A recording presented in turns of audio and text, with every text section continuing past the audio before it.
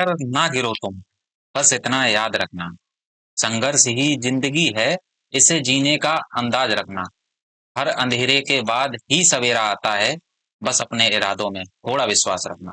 नमस्कार दोस्तों, एक बार फिर से आपका हार्दिक स्वागत है जीएस बाय जीएस में। और आज हम अपना एंशियंट हिस्ट्री का लास्ट लेक्चर कर रहे हैं। ये एंशियंट और प्री मेडिवल वाला मिक्सअप होता है, ठीक है। सोलह अंपायर आप ऐसे समझ सकते हैं कि ये प्री मेडिवल में आता है, ठीक। तो इसके बाद हम लोग मेडिवल में जंप कर जाएंगे। मेडिवल में अब हम जो करने जा रहे हैं वो होगा दिल्ली सल्तनत, ठीक है। उससे पहले हम लोग राइज ऑफ इस्लाम देखेंगे, फिर दिल्ली सल्तनत पे मूव करेंगे, ठीक है। तो आज जो करने जा रहे हैं चोला अंपायर है, और चोला अंपायर से भी पहले हम लोग करेंगे ट्राईपार्टाइट स्ट्रगल, ठीक है। ये हमारा छूट गया था ट्राईपार्टाइट स्ट्रगल, क्योंकि पाला, गुर्जर प्रतिहारा और राष्ट्रकूटाज हम लोगों ने जब खत्म कर लिया उसके बाद ही ट्राईपार्टाइट स्ट्रगल समझ में आपको आएगा। देखिए, अब यहाँ पर बंगाल वाले रीजन में क्या होता है, यहाँ बंगाल वाले रीजन में रूल कर रहे होते हैं वो होते हैं पालाज, ठीक है। उसके बाद यहाँ पर जो रूल कर रहे होते हैं उनको कहते हैं गुर्जर, गुर्जर प्रतिहार, ठीक है। इधर गुर्जर प्रतिहार रूल कर रहे होते हैं। और फिर उसके बाद जो राष्ट्रकूटाज होते हैं वो यहाँ पर रूल कर रहे होते हैं, राष्ट्रकूटाज, ठीक है। अब इन तीनों का मेन एम होता है, जो यहाँ पर लोकेशन पर एक है, उस जगह का नाम है कन्नौज, ठीक है। ये कन्नौज पर कब्जा करना चाहते हैं, इन तीनों का एक मेन मोटिव होता है, ठीक है। तो पाल डायनेस्टी जो होती है, पाला जो होते हैं उनके जो फाउंडर होते हैं वो होते हैं गौपाला, ठीक है। गोपाला, गोपाला, ठीक है। शशांक की जब डेथ हो गई उसके बाद में ये इन्होंने अपने आप को इंडिपेंडेंट घोषित कर दिया। जो गौड़ डायनेस्टी के शशांक थे, मैंने बोला था आपको हर्षवर्धन के टाइम पे, तो इन्होंने क्या किया, पाल डायनेस्टी की स्थापना की, ठीक है। ऐसे ही गुर्जर प्रतिहार की बात करूं तो गुर्जर प्रतिहार के जो फाउंडर माने जाते हैं उनको कहते हैं हम लोग Nagabhata one, founder Nagabhata one, ठीक है। ऐसे ही राष्ट्रकूटा जो जो जो फाउंडर होते हैं उनको कहते हैं दांती दुर्ग, दांती दुर्ग, ठीक है। ये डायनेस्टी रूल करती है 753 से 982 एडी तक। ये डायनेस्टी रूल करती है, पाला डायनेस्टी आपकी 750 से 1161 एडी तक, ठीक है। और गुर्जर प्रतिहार रूल करते हैं आपके 730 से 1036 एडी तक, ठीक है। इतना आपको क्लियर है, जो हम लोग पिछले लेक्चर्स में कर चुके हैं, ठीक है। अच्छा, गुर्जर प्रतिहार की जो कैपिटल थी वो क्या थी, उज्जैन, उज्जैन कैपिटल थी, ठीक है। और राष्ट्रकूटाज की कैपिटल क्या थी, वो मुदुगारी थी, ठीक है, जिसको मुंगेर कहते हैं, मुदगागिरी, मुदगागिरी ये कैपिटल थी, ठीक है। और नहीं सॉरी, उल्टा लिख गए हैं।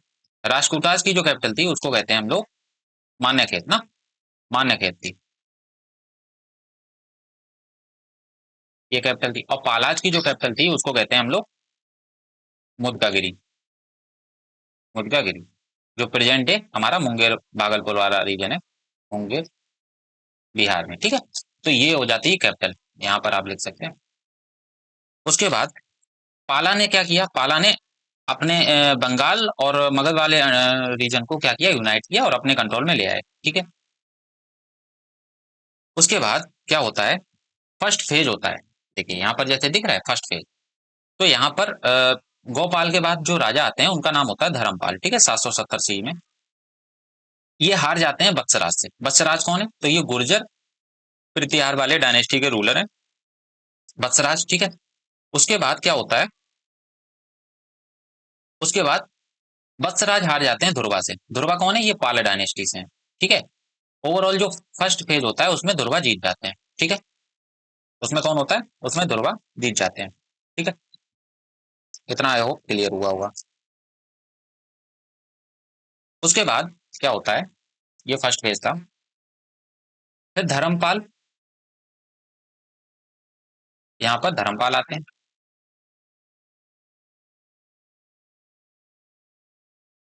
धर्मपाल, और इन्होंने अपना संघर्ष जारी रखता है। और उसके बाद फिर नागभट्ट आते हैं, गुर्जर प्रतिहार में नागभट्ट टू आते हैं, और राजपूताज में गोविंद थ्री आते हैं, ठीक है। ठीक है, इतना समझ आ गया। तो इसको रहने देते हैं। एक चीज और बताना है, जैसे कि एक मिनट रुकिए। कन्नौज पे मैंने बताया था, कन्नौज पे एक डायनेस्टी रूल करती थी, उसका नाम था अयूध डायनेस्टी। अयूध डायनेस्टी, ठीक है, अयूध डायनेस्टी। यहाँ के जो फाउंडर थे अयूध डायनेस्टी के, उनको कहा जाता था वज्रयूध। और इनके बाद दो सक्सेसर इनके आए हैं, सक्सेसर क्या भाई आए हैं। एक को कहते थे चक्रयुद्ध, चक्रयुद्ध, और दूसरे को कहते थे इंद्रयुद्ध। ये सक्सेसर थे और काफी ज्यादा वीक थे, ठीक है, वीक रूलर थे। तो क्या होता है, इन दोनों में संघर्ष होता है, किसके चक्कर में, बैटल होता है रेन के चक्कर में, बैटल फॉर रेन, यानी कि कौन राजा बनेगा, ठीक है, इनमें लड़ाई होती है। चक्रयुद्ध का साथ देते हैं कौन, चक्रयुद्ध का साथ देते हैं पाल वंश के रूलर, ठीक है, और इनको इंद्रयुद्ध को हरा देते हैं, और उसके बाद में चक्रयुद्ध को एक कठपुतली की तरह राजा बना देते हैं कन्नौज का, ठीक है, इतना समझ आ गया। और यहीं पर जो हम्म, इनका बैटल ऑफ सक्सेसर से चलता है, ठीक है, और इसी में फायदा उठाते हैं तीनों लोग, कौन, प्रतिहार, राष्ट्रकूटाज और पालाज, ठीक है। तो ये कन्नौज का इतिहास था, यहाँ तक आपको समझ आ गया हो। अच्छा, इसके बाद क्या हुआ, जब युद्ध ये हो गया, ये सालों तक युद्ध चला, ठीक है, क्योंकि ये युद्ध केवल 2-3 साल का नहीं था, ये सालों तक चला है, 200-300 साल चला है ना। यहाँ पर लास्ट में क्या हुआ, तो लास्ट में after math, after math of the conflict, conflict के बाद क्या हुआ, प्रतिहार्स ने, गुर्जर प्रतिहार्स ने नॉर्थ को कंट्रोल कर लिया, कंट्रोल द नॉर्थ, ठीक है, नॉर्थ मतलब ये कन्नौज वाला एरिया, उसको कंट्रोल कर लिया। और कैपिटल क्या बनाई इन्होंने, कन्नौज बना दी, ठीक है, कन्नौज। यानी कि फाइनली जो बैटल हुआ था उसमें जीत के कौन आया, वो गुर्जर प्रतिहार आते हैं, ठीक है। उसके बाद क्या होता है,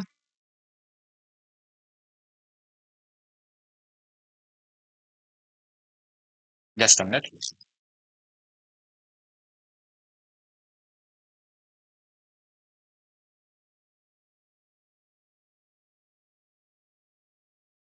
हाँ, उसके बाद क्या होता है, आफ्टर मैथ कॉन्फ्लिक्ट, तो प्रतिहार जीत के आ जाते हैं, इन्होंने कैपिटल कन्नौज बना देते हैं। उसके बाद ये युद्ध जो होता है समाप्त हो जाता है, क्योंकि पालाज में भी जो रूलर आए थे वो काफी ज्यादा वीक थे, है ना, और राजपूताज में जो रूलर आए थे वो भी ज्यादा वीक थे। लेकिन धर्मपाल अपना संघर्ष जारी रखता है और इस युद्ध को जीतता है, ठीक है, धर्मपाल कह रहा हूँ, वत्सराज के जो सक्सेसर थे वो लोग, ठीक है, क्योंकि ये गुर्जर प्रतिहार के डायनेस्टी के थे। आई होप क्लियर हो गया होगा, ट्राइपार्टाइट स्ट्रगल था क्या, किसके लिए था, कौन कौन डायनेस्टीज यहाँ पर रूल कर रही थी, ठीक है। अब हम लोग अपने मेन टॉपिक पर पहुंचते हैं, जो है हमारा चोला अंपायर। देखो चोला अंपायर क्या था, चोला अंपायर आपको बताया था कौन सा वाला रीजन था ये, हमारा तंजावुर वाला, ठीक है, यानी कि तमिलनाडु वाला। अब हम लोग आते हैं मेन इनके फाउंडर पर। तो इनका फाउंडर था विजयाला चोला, जिसने 850 ईस्वी में इस डायनेस्टी की नींव रख दी है, ठीक है। ये सबसे पहले फ्यूडेटरीज थे पल्लवों के, ठीक है, पल्लवास के ये सामंत थे। इन्होंने तंजौर को कैप्चर किया और चोला कैपिटल बना दिया, ठीक है। तो चोला की कैपिटल क्या थी, तंजौर, उसको दूसरे कलर से लिखते हैं, तंजौर को कैपिटल बना दिया, ठीक है। उसके बाद यही कहा जाता है इंपीरियल चोला रूल, ठीक है। देखो चोलास तो पहले से भी थे, लेकिन वो वीक रूलर्स थे, चोला पहले से ही थे। चोला बार बार आते हैं, बार बार चले जाते हैं, ठीक है। मैंने आपको बताया था जब हर्षवर्धन के टाइम पे जब संगम डायनेस्टी पढ़ा रहा था, उस टाइम पर भी चोलाज थे, ठीक है। तो वो वीक हो गए थे, यानी कि वहां पर हार गए थे, और उसके बाद धीरे धीरे करके छोटे छोटे एरियो में समेट के रह गए थे। लेकिन बाद में जब विजय आला आते हैं, उन्होंने पल्लवास को हराया और बड़े इंपीरियल चोला अंपायर की नींव रखते हैं, ठीक है। उन्होंने एक टेम्पल बनाया था जिसको कहते हैं निसुम्बनी माता टेम्पल, ठीक है, यानी कि निसुम्बनी देवी टेम्पल। आई होप क्लियर होगा। दुर्गा टेम्पल ये तंजौर में ही बनवाया था, ठीक है। और विजयालय चोला ने जो टाइटल ली थी, तो उस टाइटल को कहते हैं नर केसरी। ठीक है, इन्होंने नर केसरी की टाइटल ली थी। तो टाइटल पूछता है तो आप इसको नोट डाउन कर सकते हैं, नर केसरी। ठीक है, इतना क्लियर। अब हम लोग चलते हैं आगे अपने रूलर पे। दूसरा आता है इनका सक्सेसर और इनका बेटा आदित्य वन। ठीक है, 871 एडी इनकी मौत के बाद। इसने लगभग 36 साल रूल किया और इसने पांड्याज, जो मदुरई में पांड्याज रूल कर रहे थे, उनको हराया। देखो, विजयहाला ने किसको हराया था? पल्लवाज को। ठीक है, और आदित्य वन ने पांड्याज को हरा दिया। ठीक है, यहाँ से पल्लवा डायनेस्टी को जो वंश था उसको खत्म कर दिया और उसको मार दिया, जिसको जो इसका लास्ट रूलर था उसको कहते हैं अपरजित वर्मन। ठीक है, इन्होंने कर्नाटका को भी कैप्चर किया और मार्शियल मैरिटल अलायंस बनाए, किसके साथ? वेस्टर्न गंगा डायनेस्टी के साथ। जो वेस्टर्न गंगा डायनेस्टी कर्नाटका के पास में रूल करती थी, उससे मैरिटल अलायंस बनाए। ठीक है, maintained friendly relation with Cheras. तो चेराज के साथ में इन्होंने काफी ज्यादा फ्रेंडली रिलेशन बना के बनाए बनाए। ठीक है, अच्छा, आदित्य वन ने टाइटल क्या ली थी? तो उसको भी लिख लीजिए। इन्होंने टाइटल ली थी कोदंडरम। एक मिनट,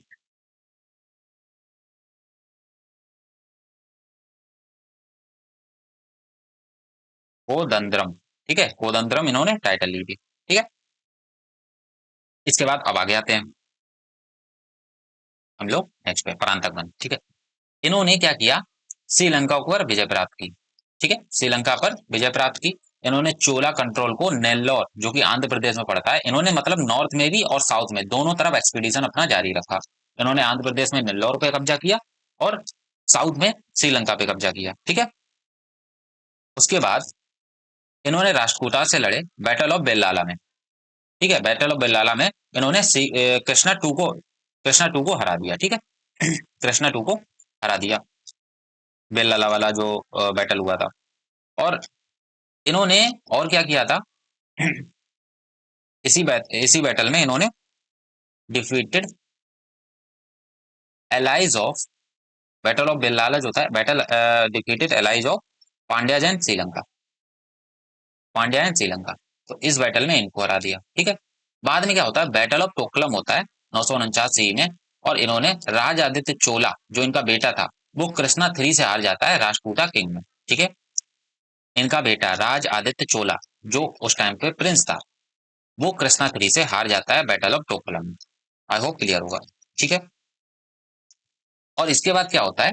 जो राष्ट्रकूटाज होते हैं वो नॉर्दर्न पार्ट को कैप्चर कर देते हैं, क्योंकि राष्ट्रकूटाज देखो कहाँ पे थे, राष्ट्रकूटाज यहाँ पर थे। ठीक है, और ये चोलास थे, तो इन्होंने नॉर्थ वाला पार्ट जो था उसको कैप्चर कर लेते हैं। ठीक है, आई होप क्लियर होगा। टोकलम के बाद में चोलास टेम्परली डिक्लाइन होने लगे, धीरे धीरे डिक्लाइन हुए थोड़ा। और जब डिक्लाइन हुए तो उसके बाद फिर एक और रूलर आते हैं, इनका नाम होता है राजराजा वन। ठीक है, वो फिर अपने पावर को दोबारा से एक्सटेंड करते हैं। ठीक, इन्होंने क्या किया? परांतक वन में एक नटराज टेम्पल था, भगवान शिव को डेडिकेटेड था, नटराज टेम्पल चिदम्बरम में इन्होंने इसका निर्माण कराया। ठीक है, इसकी जानकारी कहाँ से मिलती है? तो उत्तरा मेरू एक इंस्क्रिप्शन होता है, उससे हमें चोला डायनेस्टी की हमें जानकारी प्राप्त होती है। ठीक है, उत्तरा मेरू इंस्क्रिप्शन ये भी बताता है कि विलेज जो था सेल्फ गवर्नेंस, विलेज में जो सेल्फ गवर्नेंस होती थी उसका इलेक्शन प्रोसेस भी होता था। ठीक है, इलेक्शन प्रोसेस भी होता था। तो उस इलेक्शन प्रोसेस को अभी हम लोग थोड़ी देर में देखेंगे। ठीक है, थोड़ा सा सब्र रखिए, थोड़ी देर में हम लोग उसको देखने वाले हैं। ठीक है, फिर आते हैं उत्तम चोला 973 से 985। इन्होंने मिलिट्री सिस्टम को थोड़ा इंप्रूव किया और bestowed to all infantry soldiers regardless of caste rank. तो इन्होंने सभी जातियों के लोगों को कमर कवच देकर, यानी कि बेस्ट कोड देकर सेना को मजबूत किया, स्ट्रेंथन किया। ठीक है, और इसी वजह से इनकी जो चोला आर्मीज थी वो बहुत ज्यादा शक्तिशाली बन पाई। ठीक है, अब आते हैं हमारे मेन जो रूलर है राजा राजा बन। ठीक है, काफी क्वेश्चन इनसे आते हैं। इनको और भी नाम से जाता है राजा राजा ग्रेट। ठीक है, ये एक ग्लोरियस पीरियड होता है, चोला डायनेस्टी का एक ग्लोरियस पीरियड होता है। इन्होंने जो टाइटल ली थी, टाइटल वो थी अनिमोल बर्मन, अनिमोल बर्मन। ठीक है, इनका दूसरा नाम था, वो था अरुलमोज बर्मन, अरुलमोज बर्मन। ठीक है, या इन्होंने टाइटल ली थी अनमोल बर्मन, दोनों आप याद रखेंगे। इनके टाइम में एडमिनिस्ट्रेटिव रिफॉर्म क्या हुए? तो इन्होंने सर्वे कराया और रीऑर्गेनाइज कराया कंट्री साइड को, ठीक है, यानी कि छोटी छोटी जो इकाइयां थी ग्रामीण क्षेत्रों में उसको रीऑर्गेनाइज किया और उनका नाम बेलानाडु रख दिया, ठीक है। बेलानाडु एडमिनिस्ट्रेटिव यूनिट होती थी बेलानाडु, अभी हम लोग देखेंगे, ठीक है। इन्होंने लोकल हेरिडेटरी लॉर्ड्स को रिप्लेस कर दिया विद इंपीरियल चोला ऑफिसर्स, ठीक है। तो चोला ऑफिसर्स भी किनको किनको कहते थे, कौन सा डिपार्टमेंट का कौन सा ऑफिसर होता था वो अभी हम लोग देखेंगे।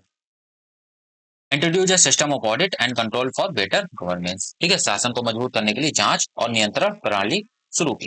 जो आज हम लोग देखते हैं ना चीजें, बेटर गवर्नेंस के लिए बहुत बहुत से ऑडिट होते हैं, तो वो चीज चोला डायनेस्टी ने शुरू की थी, ठीक है। एक्सपेंशनिस्ट पॉलिसी क्या थी, तो इन्होंने क्या किया, चेरा नेवी को डिस्ट्रॉय किया, चेरा नेवी को डिस्ट्रॉय किया त्रिवंद्रम, ठीक है। और कंडलूर में इन चेराज को हराया था, ठीक है। Attack Kollam and defeated Cheras in Kandalur. तो इनके जो पूर्वज थे उन्होंने चेराज के साथ में फ्रेंडली रिलेशन रखते थे, लेकिन इन्होंने क्या किया, उनको हरा दिया, ठीक है। उसके बाद इन्होंने पांड्यास और मदुरई को भी पराजित किया, सब्जुगेट किया, ठीक है। उसके बाद इन्होंने एक और काम किया था, गंगा डायनेस्टी के जो किंग थे उनको भी हराया था। तो किंग ऑफ गंगा डायनेस्टी जो मैसूर में रूल कर रही थी उनको भी डिफीट किया, ठीक है। इतना समझ आ गया। श्रीलंका में एक राजा रूल कर रहे थे, उनका नाम था महेंद्र फाइव, ठीक है। इनको भी इन्होंने हराया। उसके बाद इन्होंने अनुराधापुरा एक श्रीलंका की कैपिटल हुआ करती थी उसको डिस्ट्रॉय कर दिया और चोला प्रोविंस वहां पर बसा दिया, ठीक है। चोला प्रोविंस वहां पर बसा दिया और उस प्रोविंस का नाम रखा मुमडी चोला, मुमडी चोला मंडलम, मुमडी चोला मंडलम, ठीक है। उस चोला प्रोविंस का नाम रखा और इसकी कैपिटल रखी, कैपिटल जो अनुराधापुरा थी ना, अनुराधापुरा उसी का नाम चेंज करके उन्होंने जयनाथ मंडलम रख दिया, जयनाथ मंडलम, ठीक है। आई होप इतना क्लियर हो गया होगा। इन्होंने north Sri Lanka with Polonnaruwa as its capital, ठीक है, नॉर्थ श्रीलंका में इसको बना दिया। इतना आई होप समझ आ गया होगा। अब हम लोग आगे बढ़ते हैं, इनके फॉरेन रिलेशंस कैसे थे। तो इन्होंने एक श्री ब्रिज राज्य करके था, एक राज्य था सुमत्रा आइलैंड पर, उनके वहां पर एक इंसान हुआ करते थे, उनका नाम था श्री मर विजय योंतुंग बर्मन, ठीक है, योतुंग बर्मन। तो इनको इनकरेज किया कि ये बुद्धिस्ट मोनास्ट्री बनाए वहां पर, ठीक है, बुद्धिस्ट मोनास्ट्री बनाए, जिसको राजा राजा वन में डोनेट कर दिया था इनको, इनको सुमत्रा आइलैंड जो श्री विजय किंगडम था इनको डोनेट कर दिया और उस मोनेस्ट्री का नाम रखा इन्होंने नागपट्टनम, ठीक है। मोनेस्ट्री का नाम क्या था, नागपट्टनम, ठीक है। तो ये याद रखिएगा, नागपट्टनम क्या था, बुद्धिस्ट मोनेस्ट्री थी जो राजा राजा वन ने सुमत्रा वन में बनवाने के लिए मर विजयोत्तम बर्मन को प्रेरित किया था, ठीक है। और नेम चूड़ामणि बिहार, चूड़ामणि बिहार इसी को कहा जाता है, नागपट्टनम को, ठीक है। जो मोनेस्ट्री बनाई गई थी उसका नाम था नागपट्टनम और उसी को एक और कहा जाता था चूड़ामणि बिहार, बिहार मतलब जहां पर बुद्धिस्ट मोंग रुकते हैं, ठीक है। तो बिहार क्या होता है, प्लेस ऑफ रेस्ट, ठीक है, जहां पर रहते हैं, ठीक है। इतना समझ आ गया। अब आर्किटेक्चर क्या था, तो इन्होंने बृहदेश्वर टेम्पल बनवाया था तंजौर में, ठीक है। इसी को राज राजेश्वर टेम्पल भी कहा जाता है, राज राजेश्वर टेम्पल भी इनको कहा जाता है क्योंकि राजा राजा वन ने बनवाया था, तो इसीलिए इनके नाम पर भी इसको रखा गया। और ये एक यूनेस्को वर्ल्ड हेरिटेज साइट है और मास्टरपीस है द्रविडियन आर्किटेक्चर की, ठीक है, समझ आ गया। अब इसके बाद आते हैं इनके बेटे जिनका नाम होता है राज राजा वन, ठीक है, इनका नाम होता है राज राजा, चलिए सॉरी राजेंद्र वन। अच्छा, ये ग्रेटेस्ट मिलिट्री एम्पर हुए हैं साउथ अमेरिका, साउथ इंडिया के, ठीक है, इतना समझ आया। इन्होंने नाम रखा था अपना गंगई कोंडा, गंगई कोंडा इन्होंने टाइटल ली थी। ये क्यों ली थी, क्योंकि इन्होंने गंगा के किनारे जो राजा रूल करते थे तो इन्होंने गंगा को पार करके गोदावरी नदी को पार करके, देखो साउथ में जो नदी होती है वो गोदावरी होती है, ठीक है। तो गोदावरी को पार करके इन्होंने एक प्रोविंस था उसको जीता था और इसीलिए उनको कहा गया गंगई कोंडा, ठीक है। और यहीं पर इन्होंने जहां पर ये पार किए थे वहां पर इन्होंने एक सिटी की स्थापना की जिसको कहा जाता है गंगई कोंड चोलपुरम। और वहीं पर एक टेम्पल भी बनवाया था, उसको कहा जाता है गंगई गंगई कोंड चोलपुरम टेम्पल। ठीक है, आई होप क्लियर होगा। अब आगे चलते हैं। तो इनके मिलिट्री एक्सपेंशन क्या थे? तो इन्होंने भी अपने राजा राजा बन जो फादर थे इनके, उन्हीं की तरह विस्तारवादी नीति को आगे बढ़ाया, यानी कि अनेक्स करने की जो पॉलिसी थी उनको आगे बढ़ाया। इन्होंने ओवररन किया पांड्यास को, चेरा किंगडम को, और पूरा श्रीलंका कंक्वेस्ट कर लिया, यानी कि पूरे श्रीलंका पे विजय प्राप्त कर ली। नॉर्थ वाले पार्ट में तो राजा राजा बनने कर ली थी, ठीक है। और इन्होंने क्या किया, इन्होंने पूरे श्रीलंका को अपने में मिला लिया, ठीक है। इन्होंने एक बैटल लड़ा, बैटल ऑफ मास्कीर 1020 एडी में, और उन्होंने वहां पर इन्होंने वेस्टर्न चालुक्यास को हरा दिया, वेस्टर्न चालुक्यास को हरा दिया, ठीक है। देखो, चालुक्याज और बेंगी के जो चालुक्यास थे उनके साथ इन्होंने मैट्रिमोनियल अलायंसेस बनाए थे। मैंने आपको बताया हुआ था जब हम लोग चालुक्य जो बेंगी लास्ट क्लास में जब कर रहे थे, तो मैंने कहा था कि चाल जो बेंगी वाले चालुक्य थे वो फाइनली इसमें मर्ज हो गए थे, वो चोलाज में ही मर्ज हो गए थे। लेकिन वेस्टर्न चालुक्य और बेंगी वाले चालुक्य में भी देखो बैटल चलता रहता था, वो इसी वजह से चलता था क्योंकि चालुक्य चोला में मर्ज हो गए थे, ठीक है। तो चोलाज का जो कॉन्फ्लिक्ट चलता था वो वेस्टर्न चालुक्य के साथ चलता था। मान्य खेत को इन्होंने लूट लिया, ठीक है, सैक किया, और उसके बाद बास्ट टेरिटरी को उन्होंने बहुत बड़ी टेरिटरी को अनेक्स कर लिया, ठीक है। इतना समझ आ गया।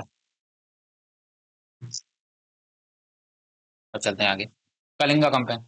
तो यहाँ पर सोमवंशी रूलर रूल किया करते थे, ठीक है।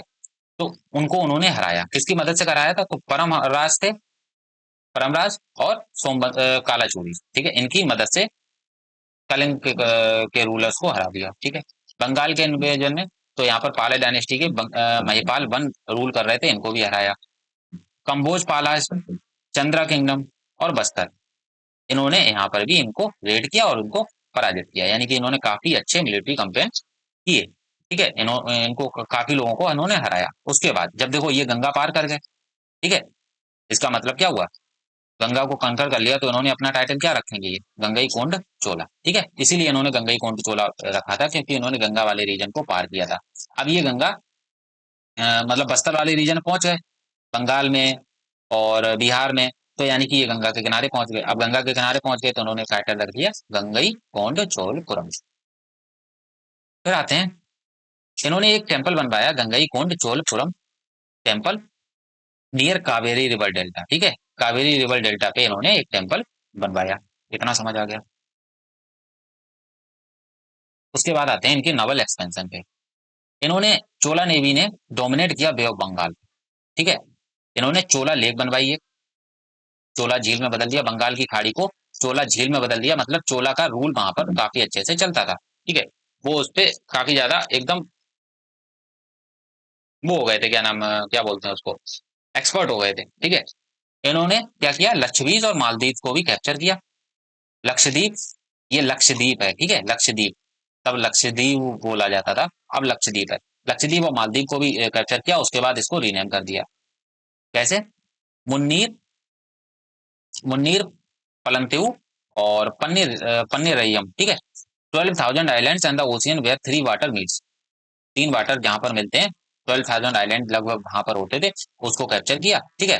तो मुन्नीर, पलंटिव और पन्नीरय्यम इनका नाम रख दिया।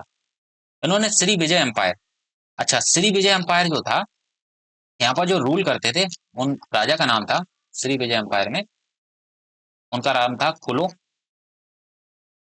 कुलोत्तुंग वर्मन, ठीक है, कुलोत्तुंग वर्मन। इनको डिफीट किया, ठीक है।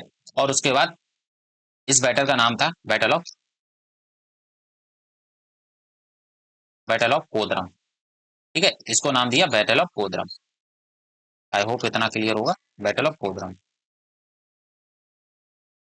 अच्छा, कोदरम में का बैटल जो था वो आपका आदित्य बन ने भी लड़ा था, ठीक है, जिसमें उन्होंने पल्लवाज को हराया था, और टाइटल जो रखी थी वो कोदंद्रम रखी थी, ठीक है, कोदंद्रम रखी थी। उसके बाद कंट्रोल किया piracy near Cambodia trading point, जहां पर कंबोडिया से व्यापार चलता था वहां पर पायरेसी काफी ज्यादा होती, तो इन्होंने राजेंद्र वन ने उसको कंट्रोल किया। उसके बाद खामेर सम्राट सूरबनवन वन थे जो कि कंबोडिया के थे, उनके साथ में इन्होंने अलायंसेस बनाए, उस तभी तो पायरेसी को रोक पाएंगे। जब वहां के राजा से आप थोड़ा दोस्ती रखेंगे तभी तो आप पायरेसी को रोक पाएंगे। तब उन्होंने कंबोडिया के राजा से, जिनका नाम था सूरबर्मन, उनके साथ एलाइड बनाए, ठीक है। बोथ खामेर एंड चोलाज वर सेवाइट। सेवाइट मतलब जो शिव की पूजा करते हो, लॉर्ड शिवा के जो फॉलोअर्स हो, तो वो दोनों लॉर्ड शिवा के फॉलोअर थे, इसीलिए दोनों ने अलायंस हेल्प किया, दोनों का आसानी हो गई, ठीक है। Trade was economically motivated through Cholas themselves both gained from both piracy and trade. Piracy से भी उनको पैसा मिलता था और ट्रेड से भी मिलता था, ठीक है। आई होप क्लियर हो गया होगा। अब चलते हैं हम लोग, ये चोला, राजेंद्र चोला के टाइम पर ये मैप होता था, ठीक है। ये चोला डायनेस्टी आप देख रहे हैं, ये पूरी इन्होंने कवर करके रखी थी। और ये होता था सुमत्रा आइलैंड, ठीक है। तो इन्होंने इस एरिया में पूरा अपना परचम लहरा रखा था, ठीक है। अब देखो, श्रीलंका वाला पार्ट भी है, लगभग लगभग पूरा है, थोड़ा सा अगर साउथ का हिस्सा छोड़ दिया जाए, ठीक है। चलिए अब आगे बढ़ते हैं। Influence and diplomacy. Chola control eastern and western coast of peninsula India, traded with South East Asia, China and Arab world by sea routes, क्योंकि इनके पास सी रूट्स का अच्छी खासी समझ थी। Send diplomatic mission to China in 1016 C and 1033 C, तो इन्होंने चीन को दूतावास भी भेजे थे, ठीक है। उसके बाद हम लोग आ गए थे लेटर चोलास। देखो, राजेंद्र वन के बाद थोड़ा चोलास का डिक्लाइन शुरू हुआ, क्योंकि वहां पर अब जो चोला रूलर्स आ रहे थे वो थोड़े वीक थे, ठीक है। क्यों वीक थे? वीक इसलिए भी थे क्योंकि उन्होंने जो वेंगी के चालुक्य थे उनके साथ मैरिज अलायंस बना लिए और वो मर्ज हो गए थे, तो जिसकी वजह से कॉन्फ्लिक्ट भी काफी ज्यादा होते थे चालुक्य और चोलास के बीच में।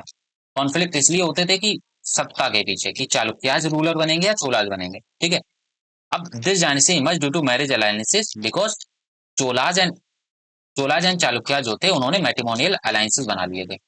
Hence they are called Chalukyas and Cholas.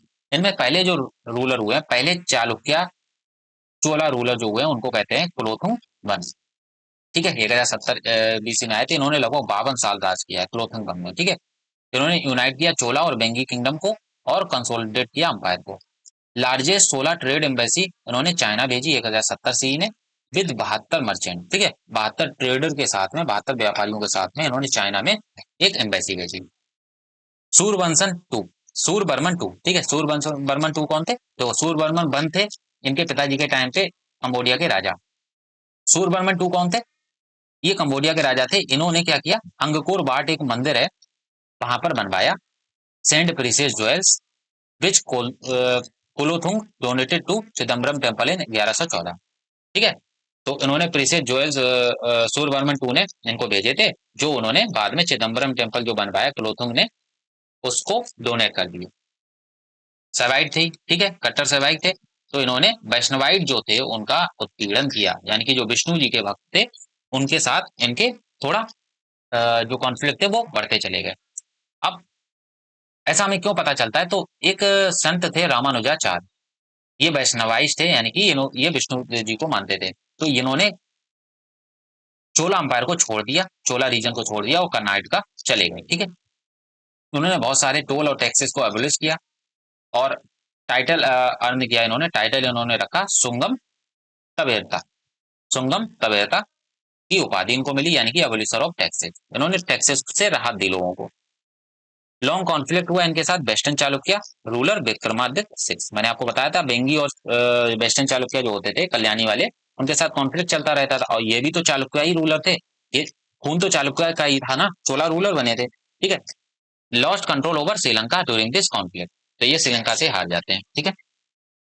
अब आते हैं राजेंद्र थ्री, जो ये लास्ट किंग होते हैं इस चोला डायनेस्टी के, क्योंकि अब यहाँ से इनका पतन शुरू हो जाता है। His reign marked the final decline of the Cholas.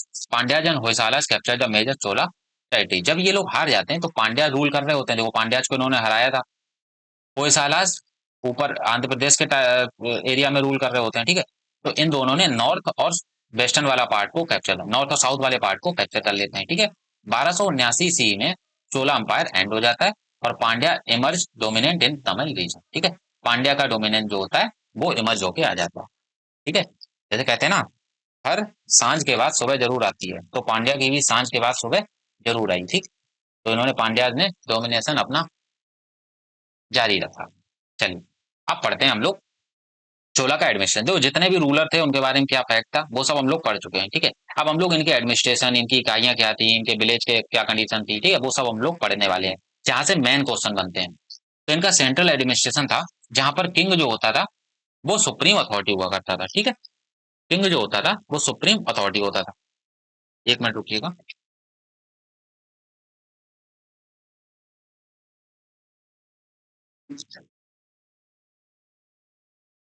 हाँ, किंग जो होता था सुप्रीम अथॉरिटी होता था, और वो एडवाइज होता था काउंसिल ऑफ मिनिस्टर, जिनको कहा जाता था उदन कोट्टम, ठीक है। तो उदन कोट्टम इनको कहा जाता था। अच्छा, रैंक ऑफ ऑफिशियल, नाडू, चलिए नाडू वगैरह सब यहाँ पे बता देंगे। तो इतना समझ आ गया। अब हम लोग ऑफिशियल का रैंक देखते हैं, ठीक है। तो हाई रैंकिंग ऑफिशियल को आदि गरिगल कहा जाता था। हाई रैंकिंग ऑफिशियल को आदि आदि गरिगल, ठीक है। यहीं पर आप एक और नाम लिख सकते हैं, इसको कहा जाता था पेरुन पेरेंदुगनम, पेरेंदनम, ठीक है, पेरुंदनम, इनको ये भी कहा जाता था। आर्मी कमांडर को क्या कहा जाता था, तो सेनापति कहा जाता था। ये मिडिल क्लास की रैंक होती थी। अब सरुण, ये जो होते थे टाइटल ऑफ सेनापति क्लास, जो सेनापति की क्लास होती थी, टाइटल, उनके लिए टाइटल क्या होता था, तो पेरुंदनम, पेरुंदरम, ठीक है, और सिरुदनक, तो पेरुंदरम, ठीक है, ये टाइटल हुआ करती थी, ठीक है। उसके बाद न्यायस्तर यानी कि जजेस होते थे, जो न्याय करते थे वो जजेस होते थे, और ये डिवाइड होते थे पेरुंदनम और, पेरुंदनम मतलब हायर क्लास, और सिरुंदनम मतलब लोअर क्लास, ठीक है। तो आई होप क्लियर हो गया होगा। सिरुंदनम होती थी लोअर क्लास के जो ऑफिसर्स होते थे, पेरुंदनम जो होते थे हायर क्लास के ऑफिसर्स होते थे। उसमें भी जजेस होते थे, डिवाइड होते थे, पेरुंदनम मतलब हायर जजेस और लोअर जजेस मतलब सिरुंदनम, ठीक है, इतना क्लियर हो गया होगा। कारूमिगल यानी कि ऑर्डिनरी गवर्नमेंट ऑफिशियल होते थे, तो मतलब थोड़े मिडिल लेवल से भी नीचे होते थे, उनको कारूमिगल कहते थे। पनिमकल क्या क्या होता था, तो ये जो सर्वेंट क्लास होती थी ना, सबसे नीचे वाली, उसको परिमकल कहते थे। आई होप क्लियर हो गया होगा। अच्छा, यहाँ पर एक चीज और याद रखिए, जो प्रिंसिपल सेक्रेटरी होता था उसको क्या कहते थे, प्रिंसिपल सेक्रेटरी टू किंग, उसको कहा जाता था ओले नायकम, ओले नायकम, ठीक है, इतना याद रखिए। और एम्परर का जो बॉडीगार्ड होता था उसको क्या कहते थे, किंग का बॉडीगार्ड, तो किंग के बॉडीगार्ड को कहते थे बेलक्कर, बेलक्कर, ठीक है, इतना याद रखिए। अच्छा, प्रोविंशियल और लोकल एडमिनिस्ट्रेशन, अब इसमें आते हैं हम लोग, ठीक है। हम्म, चलिए। तो एडमिनिस्ट्रेशन जो होता था, सबसे पहले आप देखिए, सबसे पहला होता था स्टेट। स्टेट को और छोटा बांट दें तो उसमें कहते थे हम लोग मंडलम। मंडलम मतलब प्रोविंस होते थे छोटे छोटे, स्टेट के ही थोड़े छोटे पार्ट। फिर आते थे बालानाडु,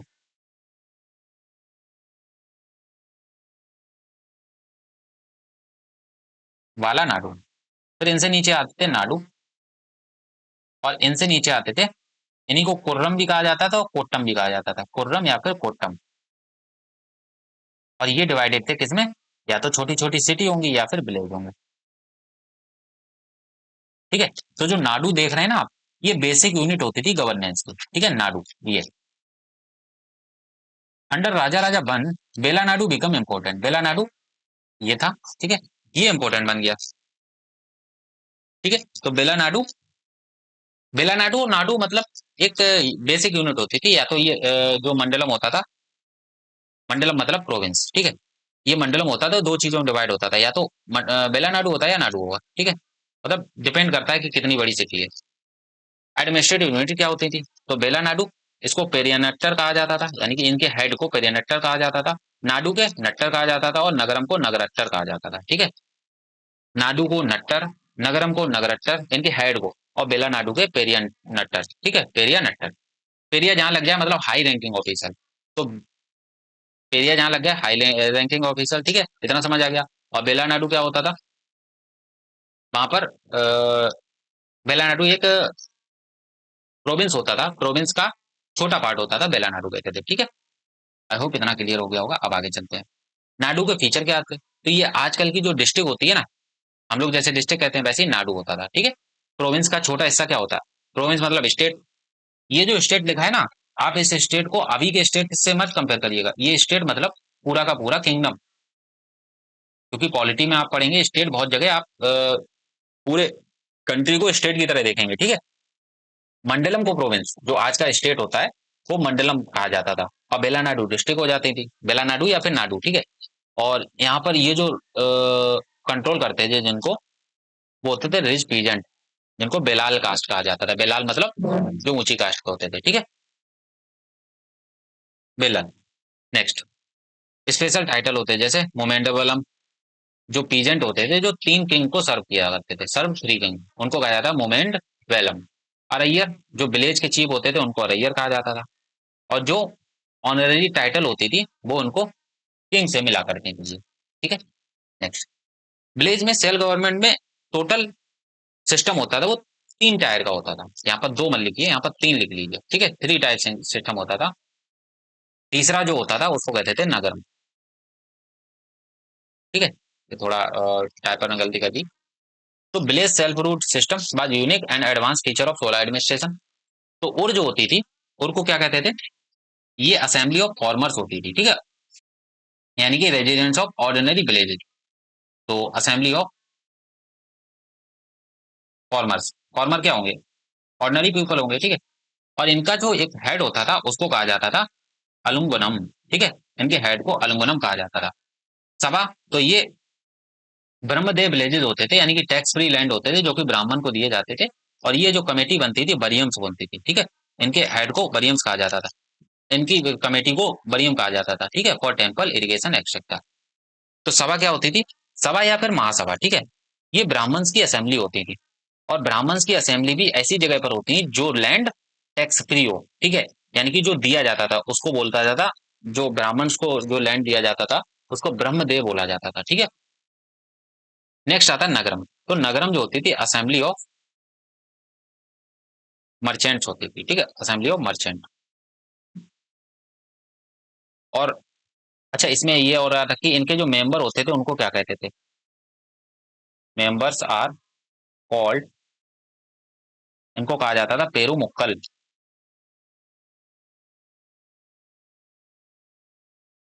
पेरू मुक्कल, ठीक है, सारे विलेजर्स को। आई होप क्लियर हो गया होगा। अब आगे चलते हैं। खुदा बोलो सिस्टम क्या होता था, एक मिनट रुकिए। हाँ, तो खुदा बोले सिस्टम क्या होता है, देखो चोला अंपायर के बारे में जो भी जानकारी मिलती है, कोई भी चीज, वो उत्तरा मेरूर इंस्ट्रक्शन से ही मिलती है, ठीक है। तो उत्तरा मेरूर इंस्ट्रक्शन है कहाँ, ये तमिलनाडु में चिंगलपुर एक डिस्ट्रिक्ट पड़ती है, वहां पर लगा हुआ है, ठीक है। तो कोडा बोले जो सिस्टम हुआ करता था, इसका पर्पज क्या होता था, विलेज कमेटी का सिलेक्शन, ठीक है। विलेज कमेटी क्या कहते थे, उसको बरियम कहते थे, ठीक है। तो इनके मेंबर्स का सिलेक्शन कैसे करना है, तो इसके लिए कुछ एलिजिबिलिटी क्राइटेरिया होती थी। देखो, लैंड होना चाहिए उसका और हाउस होना चाहिए उसके सेम विलेज में, जिस विलेज के लिए उसको खड़ा होना है। जैसे आज के विलेज के लिए सरपंच के लिए कोई चुनाव हो रहा है, ठीक है, तो सरपंच के लिए चुनाव हो रहा है तो उसके लिए भी कुछ क्राइटेरिया होंगे, है ना। तो वैसे ही यहाँ पर भी हर एक विलेज के हेड के लिए क्राइटेरियाज होती थी। तो उसी विलेज में जिस विलेज के लिए वो खड़ा हो रहा है उसके पास लैंड और हाउस होना चाहिए, लास्ट 3 साल में वो सिलेक्ट नहीं हुआ ना चाहिए, एज 35 से 70 के बीच में होनी चाहिए, वेदाज की नॉलेज होनी चाहिए, ठीक है। और एडमिनिस्ट्रेशन में उसका एक्सपीरियंस होना चाहिए, ऑनेस्ट ईमानदार होना चाहिए, और उसकी फैमिली और उसका और उसकी फैमिली का अकाउंट जो होना चाहिए वेरीफाई होना चाहिए। यानी कि ये काफी अच्छा चीज था। आजकल अगर ऐसा हो तो क्या ही बढ़िया बात हो, ठीक है। मतलब कोई भी मुंह उठा के चला आता है, वो चुनाव लड़ लेता है ना, चाहे भले उसको एक्सपीरियंस हो या ना हो। तो एडमिनिस्ट्रेशन का अगर एक्सपीरियंस हो ना, तो रूल जो है ना काफी आसानी से किया जा सकता है, लोगों की समस्याओं को अच्छे से सुना जा सकता है। अब सिलेक्शन प्रोसेस क्या होता था, तो पाम लीग टिकट जारी की जाती थी, ठीक है। उस पर लॉटरी सिस्टम के थ्रू इनका सिलेक्शन प्रोसेस होता था, उनके नाम लिखा जाता था पाम लीग टिकट पर, यानी कि ताड़ के पत्तों का। Tickets were placed in earthen pot and young boy ड्रूज name randomly, एक बच्चा होता था पर उस पक्षी को निकालता था मिट्टी के घड़े में से, ठीक है। आई होप क्लियर होगा। रेवेन्यू एडमिनिस्ट्रेशन क्या था, यानी कि टैक्सेस और ट्रेड कैसे चलता था। तो जो टैक्स मिलता था इंपोर्ट और एक्सपोर्ट से, तो उनको कहा जाता सोंगम, ठीक है। उसको क्या कहा जाता था, सोंगम कहा जाता था। आई होप इतना क्लियर होगा। जो इंपोर्ट और एक्सपोर्ट करके टैक्स मिलता था, उस टैक्स लगाया जाता था उसको कहते थे सोंगम, ठीक है। लैंड रेवेन्यू सिस्टम होता था, उसको कहते थे पूरा, एक मिनट, हाँ, ये क्या हो रहा भाई, हाँ हो जी ऐसे, हाँ, पुराबू बारिती नायक कलम, ये लैंड रेवेन्यू कलेक्शन हुआ करता था, उसके लिए डिपार्टमेंट होता था, क्या कहते थे, पूरा पुराबू बारिती नायक कलम, ठीक है। उसके बाद लैंड रिकॉर्ड और टैक्स डिटेल की मेंटेन कौन करता था, उसके कहते थे बारी पोट्टगम, बारी पोट्टगम, ठीक है। रेवेन्यू कलेक्शन दोनों कैश और काइंड दोनों में वसूला जाता था, ठीक है। और रेवेन्यू जो होता था वो लैंड की प्रोडक्टिविटी पर डिपेंड करता था, आपकी जितनी प्रोडक्टिविटी होगी उसी हिसाब से, ऐसा नहीं होता था कि अंग्रेजों की तरह आपकी प्रोडक्टिविटी हो या ना हो आपको लैंड देना पड़े, टैक्स देना पड़ेगा, ऐसा नहीं होता था, ठीक है। तो प्रोडक्टिविटी पर डिपेंड करता है, जितना आपको उपज होगी उतना ज्यादा आपको उतना ही टैक्स देना पड़ेगा उसी हिसाब से। और ओनरशिप पर भी डिपेंड करता था कि आपके पास जमीन कितनी है, ठीक है। लैंड टेन्योर सिस्टम क्या होता था, तो इसमें फ्यूडल क्लास स्ट्रक्चर होता था, जैसे वॉरियर हो गए, फॉर्मर हो गए, आर्टिसन हो गए, मर्चेंट्स हो गए, ठीक है। इस प्रणाली में जाहिर सी बात है इसमें जातिगत भेदभाव होता था, ठीक है। नेक्स्ट, अब आते हैं type of land in Chola administration. तो लैंड के प्रकार, जो नॉन ब्राह्मण्स को यानी कि पीजियंस को दिए जाते थे उनको कहा जाता था बेलन बैगई, बेलन बैगई, ठीक है, बेलन बैगई। उसके बाद जो ब्राह्मण्स को लैंड दिए जाते थे उनको कहा जाता था ब्रह्मदेव। और जो स्कूल को, एस से स्कूल, एस से साल भोग, तो साल भोग उनको कहा जाता था जो स्कूल को दिए जाते थे लैंड, ठीक है। देखो पीजेंट कैसे बैठते थे, बेले बैठे रहते हैं ना, मतलब याद करने का तरीका है, जब काम नहीं होता है जैसे काम उन्होंने कर लिया, खेत जोत लिया, उसके बाद बेले बैठे हैं तो बेलन बह गई, ऐसे याद कर सकते हैं। ब्राह्मण्स को ब्रह्मदेव, ये डायरेक्ट हो जाएगा। साल वो साला कहा जाता है ना, पढ़ाई करने की जगह को साला कहा जाता है, साला, ठीक है, विद्यालय। तो साल वो कहाँ से हो जाएगा, स्कूल को हो जाएगा। देवदान मतलब देव, जो देवताओं को दान दिया गया हो उसको, हिंदू टेम्पल्स को, ठीक है, land donated to Hindu temples. इसको हम लोग पढ़ सकते हैं तिरुना मतुक्कनी, ठीक है, देवदान को ही तिरुना मतुक्कनी बोला जाता है।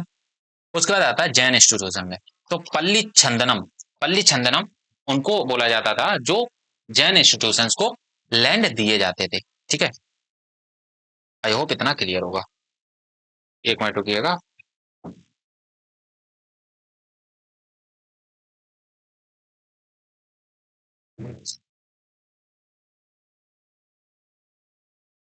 अच्छा, जो ब्राह्मण्स को, ब्राह्मण्स का लैंड होता था उसको क्या कहते थे, लैंड ऑफ ब्राह्मण्स। देखो ब्राह्मण्स को जो लैंड दिया जाता था उसको तो कहते थे ब्रह्मदेव, लेकिन लैंड ऑफ ब्राह्मण्स कहलाता क्या था, तो ये अग्रहार कहलाता था, ठीक है, हम लोग पहले पढ़ चुके हैं, ठीक है, अग्रहार कहलाता था। उसके बाद एक टैक्स और लगता था, अगर हम यहाँ पे देखें, टैक्स में दो टाइप के टैक्स और लगते थे, उनको कहते थे टू टाइप टैक्स। पहला होता था बेत्ती, बेत्ती किस पे लगता था, तो फोर्स्ड लेबर होती थी ना उस पे, फोर्स्ड लेबर, बेत्ती। उसके बाद आता है कादमई, तो ये लैंड रेवेन्यू होता था, कादमई किसको कहते हैं, लैंड रेवेन्यू को, ठीक है, लैंड रेवेन्यू।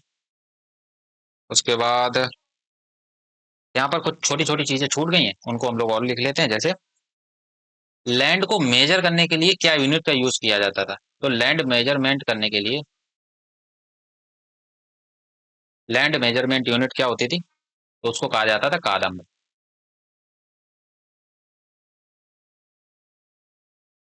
उसको कहा जाता था कादम, ठीक है। इतना समझ आ गया आई थिंक। चलिए अब आगे बढ़ते हैं हम लोग अपने नेक्स्ट चीज पे।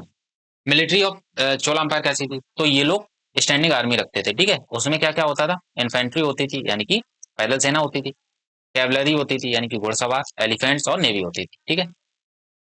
फिर कैकोल, पेरुम्पडे, ये रॉयल इन्फेंट्री का नाम होता था, जो पैदल चलते थे उनका नाम होता था कैकोल पेरुम्पडई, ठीक है। Local chief stand supplies cavalry during war time, तो लोकल जो चीफ स्टैंड होते थे, लोकल मुखिया होते थे, वो युद्ध के दौरान घुड़सवार भेज दिया करते थे। चोला नेवी, तो राजेंद्र जो चोला थे, राजन चोला यानी कि राज राजा वन के बेटे राजन चोला, इन्होंने पहली इंडिया की पहली मर्चेंट नवल फ्लीट को तैयार किया था, ठीक है, यानी कि मर्चेंट नेवी को तैयार किया था। इनके नॉन कॉम्बैट रोल क्या थे, तो पायरेसी को कंट्रोल करना, स्कॉट ट्रेडिंग शिप्स और protect trade routes. Trade route जो हुआ करते थे उनको प्रोटेक्ट करना, ठीक है। शांतिपूर्ण कार्य, ठीक है, आपको ये हिंदी में भी लिखे। कॉम्बैट रोल क्या थे, तो नवल बैटल्स यानी कि समुद्री युद्ध करना, बीच अटैक यानी कि सेना को समर्थन देना, अगर सेना लड़ाई कर रही है तो तो वहां पर सेना को समर्थन देना। री इन्फोर्सिंग लैंड ट्रूप्स, ठीक है, री इन्फोर्सिंग लैंड, सॉरी ये चीज बाद में बोल दिया। तो री इन्फोर्सिंग लैंड ट्रूप मतलब सेना को समर्थन देना जो पहले से ही सेना लड़ाई कर रही है। डिस्ट्रॉइंग एनिमीज शिप, तो एनिमीज के शिप्स को नष्ट कर देना, ठीक है। तो ये चीज थी हमारी कॉम्बैट रोल्स। अब attack on Shri Vijay shows Naval efficiency. देखो श्री विजय क्या था, ये सुमत्रा आइलैंड वाला रीजन था, ठीक है, रीजन था। यहाँ पर अटैक करना मतलब कि समुद्र पार करके जाना। आप समुद्र पार करके तभी जाओगे ना जब आपके पास नेवी होगी, आपके पास जहाज होंगे, है ना। और जहाज चलाने के लिए भी आपके पास लोग होने चाहिए। तो यानी कि ये दिखाता है इनकी कि इनकी नवल एक्सपेंसिव काफी ज्यादा थी, ठीक है। तो देखो श्रीलंका वाला जो था वो तो समुद्र पास में था, तो वहां तो नाव से भी जा सकते थे। लेकिन जो सुमत्रा आइलैंड था वो काफी दूर है, मेन लैंड से इंडिया के वो दूर है। इसके लिए आपको एफिशिएंट होना चाहिए, होना पड़ेगा, ठीक है। इसलिए ये चीज इनको दिखाती है कि ये नवल एफिशिएंट भी थे। वॉर के रीजन क्या थे, तो सिंपल सिंपल सी बात है कि टेरिटरी को अपने एक्सपेंस करना चाहते थे। इनके पांड्याज और चालुक्याज के साथ में संबंध अच्छे नहीं थे।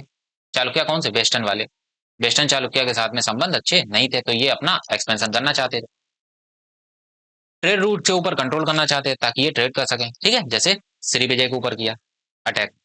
लूट और प्लेंडर, तो लूट और प्लेंडर होता था लेजिटिमेटेड इन मेडिवल टाइम्स, यानी कि वैध माना जाता था लूट करना।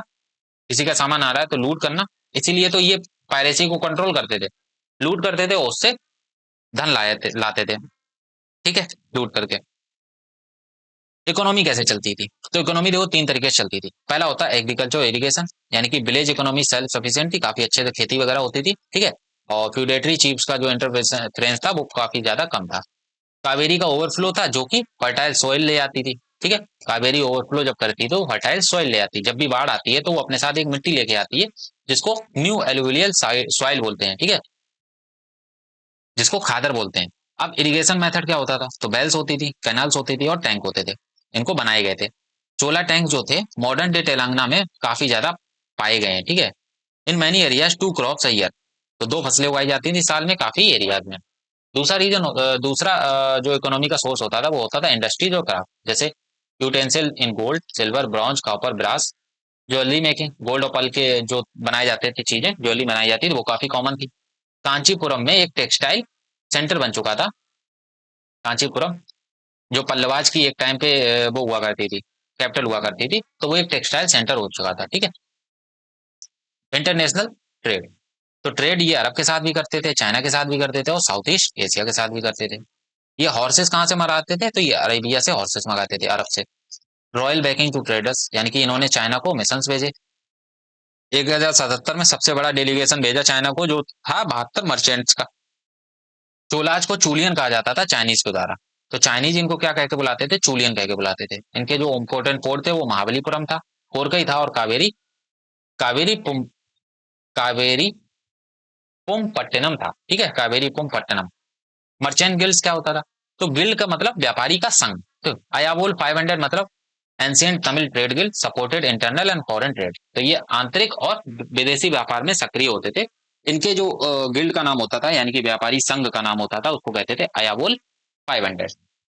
फिर नाना देशी, यानी कि जो बहुत सारे रीजन्स होते थे छोटे छोटे, उनके मर्चेंट्स को नाना देशी कहा जाता था, ठीक है। नाना देश मतलब परदेश, नाना देश मतलब परदेश, ठीक है। मेनीग्रामम, तो ये इंटरनल ट्रेड से रिलेटेड थे मेनीग्रामम। और ज्यू क्रिश्चियन और मुस्लिम जो का जो व्यापारी संघ होता था उनको अंजुमानम अंजुमानम कहा जाता था, ठीक है। आई होप इतना क्लियर हो गया होगा। अब आगे चलते हैं। 16 की सोसाइटी कैसी थी, तो सोशल प्रैक्टिसेस कैसी थी, तो यहाँ पर सोसाइटी सिस्टम जो था वो प्रैक्टिस में था, ठीक है। देवदासी ट्रेडिशन भी था। रिजिड कास्ट सिस्टम था, रिजिड कास्ट सिस्टम था, ठीक है। ब्राह्मण और क्षत्रिय जो थे वो स्पेशल प्रिविलेजेस वहां पर मिलती थी क्योंकि वो वेदास को मानते थे। आपको पता है कि वेदास की नॉलेज होनी चाहिए थी, इसको विलेज के जो हेड को चुनने की प्रक्रिया में सीधे सीधे लिखा होता था कि वेदास आने चाहिए। अब वेदास में तो ब्राह्मण क्षत्रिय वैश्य शूद्र वाला कॉन्सेप्ट था, और वर्णा सिस्टम, तो ब्राह्मण और क्षत्रिय तो एंजॉय करेंगे, ठीक है। कास्ट डिवीजन, तो दो ब्रॉड कास्ट डिवीजन थी, एक एग्रीकल्चरिस्ट थी और दूसरे आर्टिसन, यानी कि जो ट्रेड वाली चीज थी, जो व्यापारी वर्ग था। तो एग्रीकल्चर को बेलंगई बोलते थे, आपको बताया था, और एडंगई बोलते थे आर्टिसन को। तो ये दो कास्ट फ्रैक्शन थी, एक को लेफ्ट हैंड बोला जाता था, दूसरे को राइट हैंड। राइट हैंड मतलब बेलंगई यानी कि एग्रीकल्चरिस्ट, और एडंगई मतलब लेफ्ट हैंडेड यानी कि आर्टिसन, ठीक है। आउटकास्ट क्या होती थी? तो जो पुलैयाज होते थे उनको आउटकास्ट किया जाता था ब्राह्मण और बेल्लाल कास्ट द्वारा। बेल्लाल मतलब एग्रीकल्चर, और ब्राह्मण्स मतलब जो ब्राह्मण्स हो गए, ठीक है। तो पुलैयाज को ब्राह्मण और बेल्लाल जाति द्वारा अछूत माना जाता था, ठीक है। तो अछूत कौन होते थे? पुलैयाज होते थे। They lived in separate Hamlet in on village outer, तो विलेज के बिल्कुल आउटर में ये लोग रहते थे, सेपरेट हेमलेट में, ठीक है। They were excluded from all village administrative activities, तो जो भी एक्टिविटीज होती थी विलेज में, तो वो वहां से दूर रहते थे। Sanskritisation, Sanskritisation, a process of social mobility where lower caste imitated upper caste practices to gain status।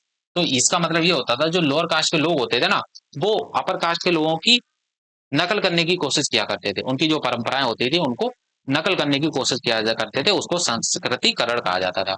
और ये चोला रूल में ये प्रोसेस बिगन हो गया था, यानी कि शुरू हो गया था, ठीक है। अब आते हैं आगे, रिलीजन और रिचुअल। तो यहाँ पर देखो, किंग को गॉड की तरह माना जाता था, king was equated with God. That king बर बरसे, जो मर जाता था किंग, उसकी पूजा की जाती थी। मार्को पोलो एक ट्रेवलर हुआ है, उसने लिखा है कि किंग का जो बॉडीगार्ड होता था वो भी अपने आप को चिता में कूदकर जान दे देता था। जो किंग को जलाया जाता था तो वो उसी चिता में कूदकर किंग का बॉडीगार्ड भी अपनी जान दे देता था। किंग के नेम पर ही टेम्पल बनाए गए, जैसे कि राजा राजेश्वर टेम्पल, ठीक है। राजा राजा चोलन जो बनाया था, तो उन्होंने अपना नाम दिया राजा राजेश्वर टेम्पल। उसने नहीं दिया, उसके बाद जो राजा है उन्होंने दिया, ठीक है, जिसको बृहदेश्वर टेम्पल भी बोला जाता है। रिलीजियस बिलीफ क्या थे? तो चोलाज वर प्राइमरली सेवाइट, शिव के भक्त थे, ठीक है। देवर कॉन्फ्लिक्ट विद वैष्णवाइट, इसी वजह से जो रामानुजाचार्य थे वो चले गए थे छोड़ के कर्नाटक, ठीक है। और Acharya Ramanuja had to migrate to Hoysala kingdom, जो कि कर्नाटक में रूल करता था, ठीक है। फिलोसॉफिकल डेवलपमेंट, तो शैव सिद्धांत, एक शैवाइट थे philosophical system emerge during this period, तो शैव सिद्धांत भी यहाँ पर इमर्ज हो गया है। स्टोन एंड ब्रॉन्ज स्कल्पचर, अच्छा, तो Chola bronze are globally famous for their grace and detailing, काफी सुंदर सुंदर मूर्तियां बनाई जाती थी कांस की, ठीक है। Main structure Hindu deities specially Shiva in various form, तो शिवा की काफी ज्यादा वेरियस फॉर्म में वहां पर वो स्कल्पचर बनाए गए, ठीक है। अब इनमें कुछ फॉर्म होती है शिवा की चोला आर्ट में, जैसे लिंग बोधवान। इसमें क्या होते हैं? लिंग से शिवा इमर्ज होते हैं, ठीक है, often seen in stone sculpture. Nataraja, तो Shiva as a cosmic dancer, Nataraja मतलब भगवान शिव होते हैं, और एक डांसर के फॉर्म में वो तांडव करते हुए नजर आते हैं। फिर आता है अर्धनारीश्वर, तो अर्धनारीश्वर मतलब शिवा एक हाफ मैन और हाफ वुमेन के फॉर्म में होते हैं, ठीक है। एक आधा हिस्सा उनका शिव का होता है, आधा हिस्सा पार्वती का होता है, ठीक है। तो अर्धनारीश्वर, तो ये फॉर्म होती है शिवा की, जो चला आर्ट के रूप में प्रदर्शित होती है। देखो ये नटराज का है, ये अर्धनारीश्वर है, ठीक है, ये अर्धनारीश्वर वाला पार्ट है। और ये आता है लिंगोद भाव फार्म, ठीक है। तो यानी कि ऐरावतेश्वर चोला टेम्पल में ये चीज लगी हुई है, ये मूर्ति लगी है लिंगोद में। यहाँ पर आप देखेंगे ये शिवलिंग है, और शिवलिंग से एक स्कल्पचर निकल रहा है, एक मूर्ति निकल रही है, ठीक है। और ये नटराज वाली होगी कॉस्मिक डांसर के फॉर्म में, ये हाफ वुमेन फॉर्म हो गई। तो ऐरावतेश्वर टेम्पल इन्होंने बनवाया, लिंगोदवा फार्म वहां पर लगी हुई है। बृहदेश्वर टेम्पल से आपका नटराज ब्रंज स्टेचू मिला है, ठीक है। टेम्पल आर्किटेक्चर, तो इनका द्रविडियन स्टाइल होता था, और जिसका द्रविडियन शैली का जो सर्वोच्च विकास हुआ है वो चोल काल में ही हुआ है। Temple serve not just religious but also administrative and urban functions, ठीक है। अब देखो, इसमें आप ये देख रहे हैं, ये ऊपर ऊपर का हिस्सा, इसको विमान कहा जाता था। एक मिनट को मैं कलर चेंज कर लूं, इसको विमान कहा जाता था, ठीक है। और जो दूसरा वाला हिस्सा, ये जहां पर ये शिवलिंग रखा हुआ है, इसको गर्भगृह कहा जाता था। और ये आप देख रहे हैं, ये हिस्सा नीचे वाला, इसको कॉलम्स कहा जाता है। कॉलम मतलब जो पिलर्स लगे हुए हैं। सेंट्रल प्लाजा जहां पर लोग इकट्ठे हुआ करते थे, और मंडप जहां पर लोग, ये चीज देख रहे हैं मंडप, ये चीज, इसको मंडप कहा जाता था, ठीक है। तो ये आर्किटेक्चर था, ये बृहदेश्वर टेम्पल का एक प्लान है ये, ठीक है, कैसे बनना है। अच्छा, अब कौन से टेम्पल किसने बनवाए थे तो उनको देख लेते हैं। जैसे बृहदेश्वर टेम्पल तंजौर में बना था, ठीक है। और राजा राजा बन्ने बनवाया था इसको। राजा बन्ने बनवाया था, ठीक है। टॉलेस्ट विमान है इसका। और और इसमें पता है, बृहदेश्वर टेम्पल में ये ऊपर जो चीज लगी हुई है, इसका वजन कितना है, तो 90 टन का वजन है। इसको क्या कहा जाता है, कैप स्टोन। तो ये 90 टन वजन का यहाँ पर लगा हुआ है बृहदेश्वर टेम्पल में, ठीक है। अच्छा, जो इनकी एंट्री पॉइंट होता है उसको क्या कहा जाता है, वो गोपुरम कहा जाता है, ठीक है। उसके बाद नेक्स्ट आता है गंगई कोंड चोलपुरम टेम्पल। ये राजन चोला ने बनवाया था, जब बंगाल वाला रीजन, भागलपुर वाला रीजन उन्होंने कैप्चर कर लिया था, ठीक है, पालाज को हराया था। Replica of Brihadeshwara more refined, ठीक है। तो बृहदेश्वर टेम्पल की तरह ही यहाँ पर रेप्लिका बनाया गया ये, ठीक। ऐरावतेश्वर टेम्पल ये राजा राजा चोला टू ने बनवाया था। और यहाँ पर ही लिंग बोध फॉर्म मिली है ऐरावतेश्वर से, ये टेम्पल है, ठीक है। आई होप क्लियर हो गया हो। नेक्स्ट, चोला का लिटरेचर कैसा था, जस्ट मिनट।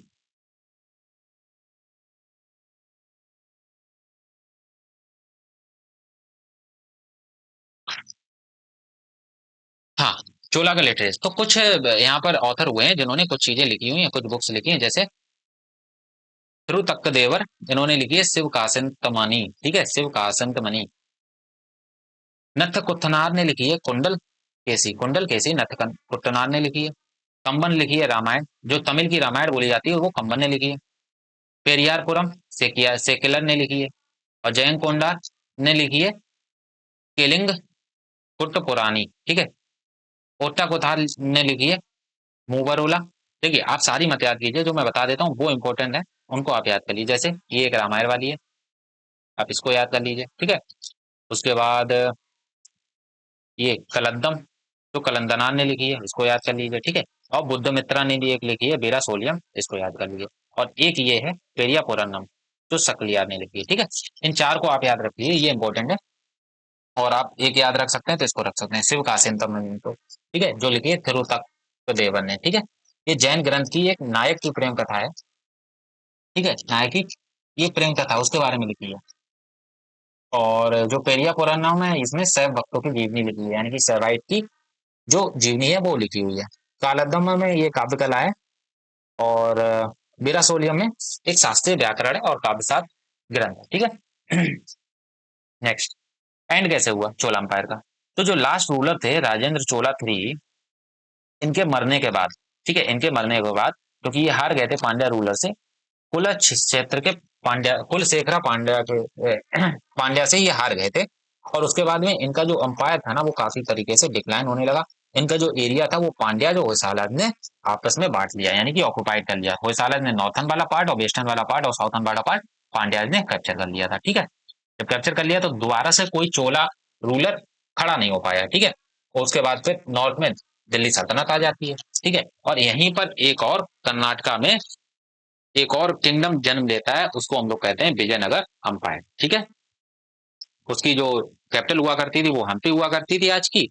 और उसको हम लोग एक दो क्लास बात करेंगे, ठीक है। दिल्ली सल्तनत पहले कर लेंगे, उसके बाद हम लोग विजयनगर अंपायर करेंगे, ठीक है। उसको फाउंडेशन रखी थी हरिहर एंड बुक्का ने, दोनों भाई थे, ठीक है। तो आई होप इतना क्लियर होगा। और चोला अंपायर को काफी डिटेल में किया है। मुझे नहीं लगता है इतना डिटेल में किसी ने कराया होगा, क्योंकि क्वेश्चन पूछता है फिर बनते नहीं क्वेश्चन, तो फिर हम लोग कहते हैं अरे यार ये कहाँ से आ गया। तो आई होप समझ आया होगा सब कुछ, ठीक है। तो चलिए फिर मिलते हैं। अब हम लोग मेडवल वाले पार्ट में, अब हम लोग जो नेक्स्ट क्लास में करेंगे वो करेंगे राइज ऑफ इस्लाम, ठीक है। इस्लाम का उदय, राइज ऑफ इस्लाम। मेडवल में क्या क्या करने वाले हैं वो चीजें। फिर दिल्ली सल्तनत, उसके बाद विजयनगर अंपायर करेंगे।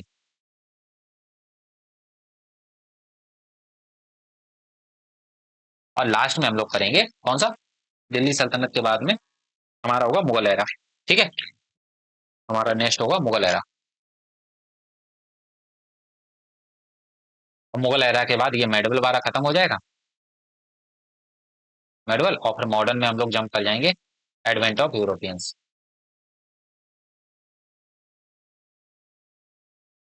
ठीक है। यहाँ से शुरुआत करेंगे मॉडर्न हिस्ट्री की, क्योंकि ये कराते नहीं है कोई, सीधे डायरेक्ट स्टार्ट कर देते हैं मराठा, ठीक है, 1857 का रिवॉल्ट, ये सब नहीं, पहले एडवेंट ऑफ यूरोपियन, क्योंकि ये इंपॉर्टेंट है।